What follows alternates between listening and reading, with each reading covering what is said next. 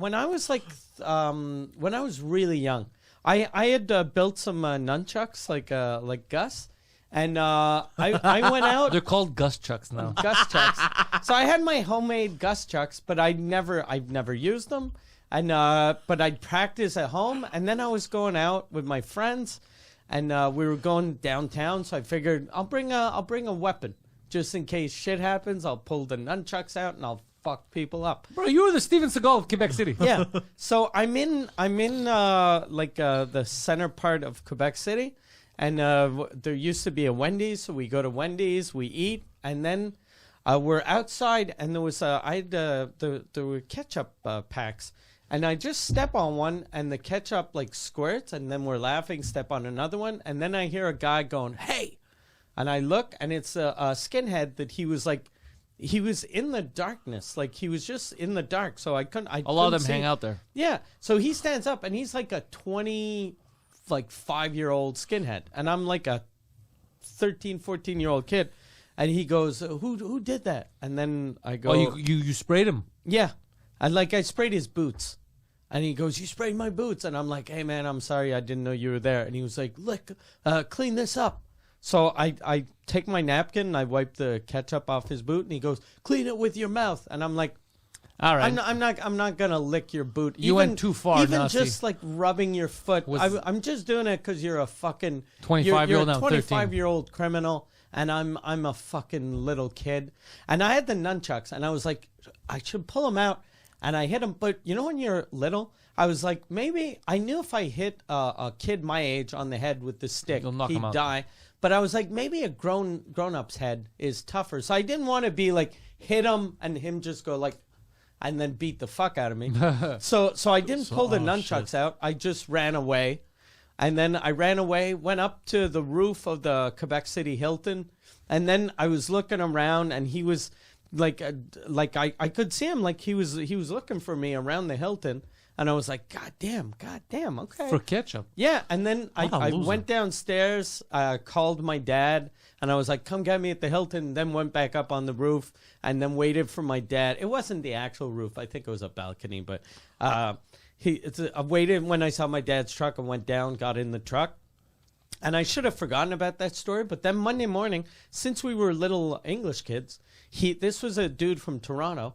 He knew that there were only 2 English high schools in Quebec City. So he went to both high schools to find ketchup on his shoe. And this is a fucking 25-year-old man. So I see him waiting outside. You know what? The Nazis, very committed. I kind of like, they commit to the bit. I like so this. he's waiting outside, and I'm like, this motherfucker. And I hated him, but I couldn't do anything because I was just a little kid. But I'm very... Did he recognize you?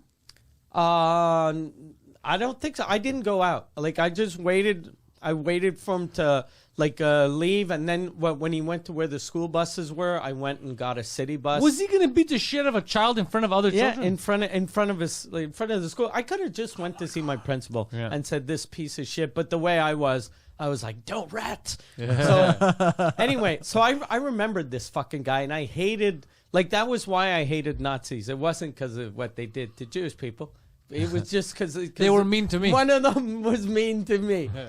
So then when I was 16, I got my car, and we're driving around the city, and I tell one of my friends in the car, I tell him the story, and we're like, these fucking skinheads, what a bunch of pieces of shit. And then we see a skinhead on the side of the street, side of the road. So I'm like, let's go fuck this guy up. So we get out of the car. I grab I had a baseball bat, and I didn't hit the guy, but I was just like, hey, give me your coat and give me your boots. And it was winter time. He was like, I can't give you my coat. I'm like, I'm either going to beat the fuck out of you, or you give me your coat, you give me your boots. So he gives me his boots, gives me his coat. And then I fucking get back in the car, and we drive around, and we started doing this for like about a year. Every time we'd see a skinhead, we'd take his boots and we'd take his coat. And every fucking time. And so you guys were never cold. And at first, no, I was super. And then we'd just give them out. We'd go to school and we'd be like, "Hey, you want to be a Nazi? Well, what size are you?" Because the Doc Martens, everyone likes Doc Martens, or they used to anyway. So we'd give people Doc Martens, and we gave like the bombers. We'd always throw them out because they always had fucking like patches, swastikas and shit. But and at first we just steal the boots and the coat, and then like a lot of the people. they'd pretend like they weren't Nazis. So we'd try to trick them. So we'd pretend like we were Nazis. So then they'd say Nazi stuff to us, and then we'd go, "You motherfucker, I got you," and then we'd steal their shit. Mike shows up. He's like, the media feels like it's being controlled by someone. What do you think, stranger?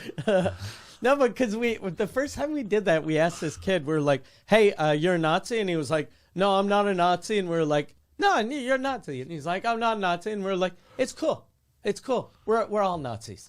We're all Nazis." And then he was like, "Really? Yeah, we're Nazis too. We not and the hate and the fucking and all the shit, you know." Yeah. Then the black people, and he was like, "Why is one of your friends black?" He's That's our nickname. That's no. See, we're Nazis, bro. But yeah, so we like one of the guys, we pretended like we were Nazis, and then after a while it got so easy. We wouldn't even ask them for their coats. We just, as soon as we'd see one time I didn't even have my baseball bat. I just had my scraper to take the snow off. So I just got out of my car and I started hitting the guy with the broom part. So he was just getting like the fucking plastic little hairs. And he was like, "What are you doing?" And I'm just hitting him on the head. And I take his fucking coat. And this went on for the longest time. And then finally we stole some guy's coat that was, his father was a cop. So he, after I got the coat and the boots, he just looked at my license plate. And he was like, "Okay." So he told his father that's a cop, "Hey, this guy stole my coat." So the cops came and arrested me. And then I go to court with my friend Mike. His name was Mike too.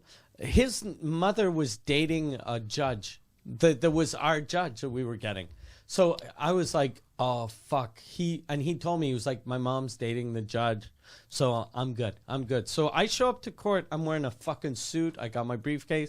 He shows up. He's wearing an Iron Maiden t-shirt. He doesn't give a fuck because his mom's banging the judge. But the only thing is, his mom didn't have, his last name was Sponza. His mom had her maiden name. So she didn't tell him my son is Mike Sponza. She just said my son Michael is going to court and with his friend he's a bum. He's a fucking little rebel. He's a fucking criminal. So we show up to court. You're dressed nicely. I'm dressed like I'm in a suit. I'm fucking well-mannered. I look presentable. And I got this fucking piece of garbage. So he got, and I'm the one that actually hit the kid. And he was just there. He got the maximum penalty he could get, and I got the minimum. It's amazing. Yeah, and I fucking hit the kid. I hit the kid with a stick. His mom's not good at sex. And I'm the one that stole. Yeah. So his mom blew a judge. So that you could be free. Yeah. And her kid's in prison. That may have been her plan all along. Yeah.